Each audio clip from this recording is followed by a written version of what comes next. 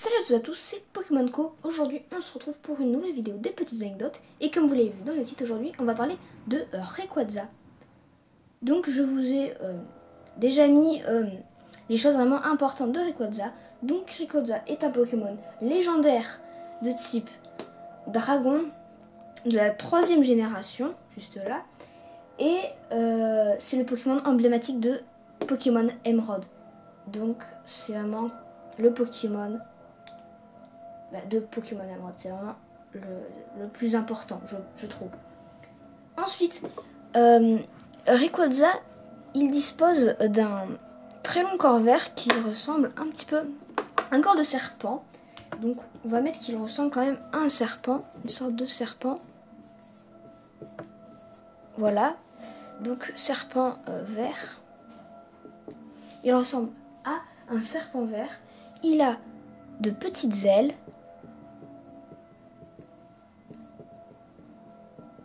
Donc voilà, il a de petites ailes à bord du rouge, le jaune de son corps et à l'extrémité de sa queue. Il a 3 griffes à chaque main.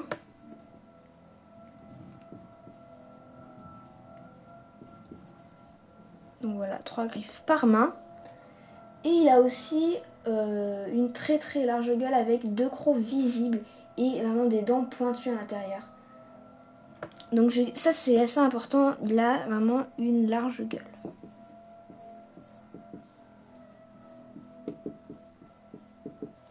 Donc voilà pour la physionomie.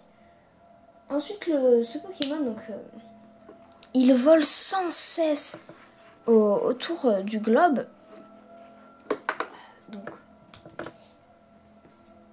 il vole autour du globe vraiment sans cesse.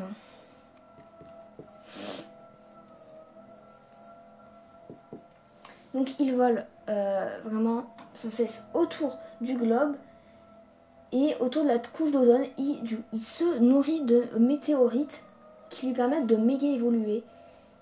Donc il se nourrit vraiment de météorites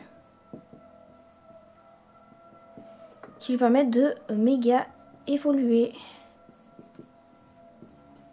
Voilà. Ensuite, il est invisible depuis le sol. Du coup, c'était assez difficile au début de prouver son existence, tout simplement.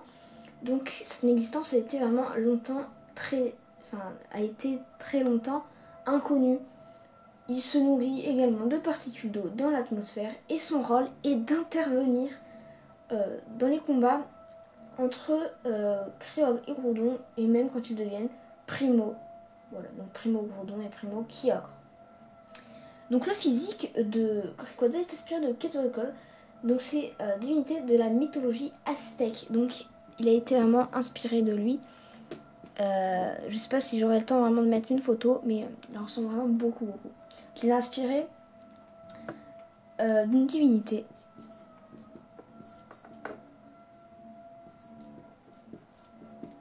Voilà, aztèque. Ensuite, ce Pokémon est asexué. Il n'y a pas de Rayquaza mâle ou pas de Rayquaza femelle. Il ne peut donc pas se reproduire. Donc, il ne se reproduit pas car il est asexué.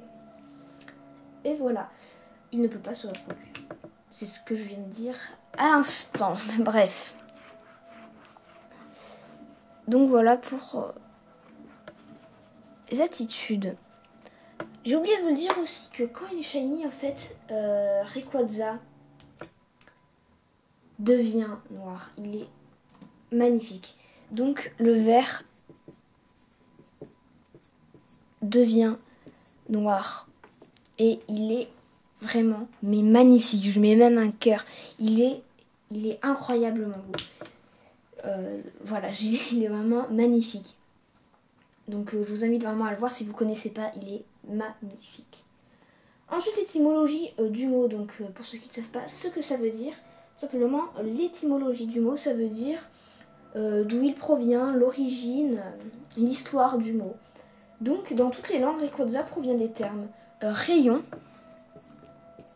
Donc là vous voyez un peu rayon Et aussi Quasar. Donc là vous voyez Rayquaza. Donc voilà, là vous voyez peut-être un petit peu mieux. Et qui sont des galaxies dont le noyau est une centaine de fois plus lumineux que celui des autres galaxies. Et son nom ressemble aussi au nom des divinités aztèques auxquelles il ressemble physiquement, comme celui que je vous ai dit tout à l'heure. Donc voilà, ça veut dire tout simplement vraiment lumineux. Vous voyez, rayon de lumière, voilà. Lumineux, très très très lumineux. Ensuite, maintenant on va passer aux apparitions de Rayquaza dans les jeux vidéo. Donc il apparaît dans plusieurs jeux. Il en apparaît dans, je crois, il me semble 6.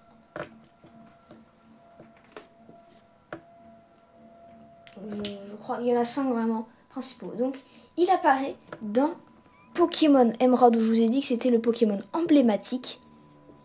Vraiment, pour moi, Pokémon Emerald, c'est égal à Rayquaza. Donc il apparaît dans Pokémon Emerald, où bah, voilà, c'est vraiment le Pokémon, vraiment le Pokémon emblématique. Ensuite, il apparaît dans Pokémon Donjon Mystère Bleu et Rouge.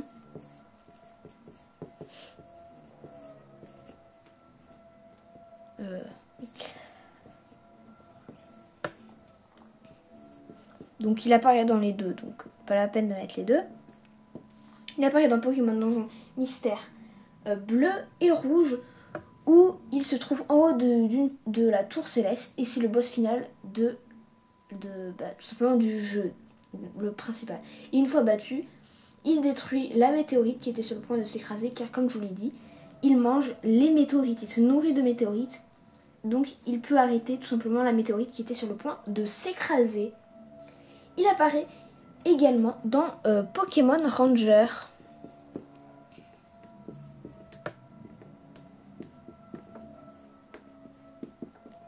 Voilà, je ne voyais peut-être pas très bien.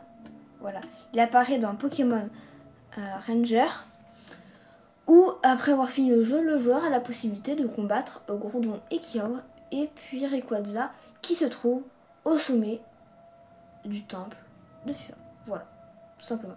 Ensuite, il apparaît dans Super Smash Bros. Simple. Donc voilà, et il apparaît aussi dans Super Smash Bros pour la Wii U. Donc dans Super Smash Bros pour la Wii U, il apparaît dans le stage de la Ligue de Pokémon de Kalos. Il peut apparaître dans la chambre. Enfin bon, après il y a toute une chose, mais principal c'est il apparaît dans le stage Ligue de Pokémon de Kalos. Ensuite, il apparaît dans Super Smash Bros Brawl. C'est l'un des boss du mode aventure nommé émissaire subspatial. Il apparaît aussi dans Pokémon Pebbles, Rubis et Saphir. Ruby et Saphir, et c'est l'un des boss du jeu. Encore une fois, c'est presque toujours le boss du jeu. Et le joueur devra le toucher 20 fois pour le mettre KO. Et ensuite, si le joueur arrive à le mettre KO 2 fois en une partie, il pourra alors le capturer. Donc voilà, j'espère que cette vidéo vous aura plu, ça vous aura un petit peu éclairé sur tout simplement Rayquaza. En tout cas, j'espère que ça vous a plu. Si ça vous a plu, comme d'habitude, n'hésitez pas à mettre un commentaire juste en dessous. Ensuite, un moyen plus radical, c'est de mettre un pouce bleu. Aujourd'hui, on essaie de faire les 7 likes. Les 7 likes, ça pourrait être bien ça. On était à 5, ensuite à 6. Maintenant, on est à 7 likes. Donc, explosez-moi cette barre de pouces bleus. J'espère que vous y arriverez. Ensuite, tu peux partager cette vidéo sur tous tes réseaux sociaux. Donc voilà, tu peux en parler à tes amis, à tes proches qui me rejoignent, voilà. Ensuite, tu peux t'abonner tout simplement pour ne louper aucune vidéo et pour montrer que tu apprécies ce que je fournis comme travail. Des petites vidéos t'apparaîtront ici et là. Tu peux t'abonner ici et par là. Dans le petit point, il y a toujours des petites choses intéressantes, donc n'hésite pas à checker, franchement, toujours des petites choses. Ensuite, active les notifications de ma chaîne YouTube. Si tu es abonné, abonne-toi et fais vraiment les notifications de la chaîne, c'est vraiment très important. Voilà. Et puis bah, moi je vous dis à la prochaine, c'était Pokémon Go, portez-vous bien, c'est le plus important. A plus.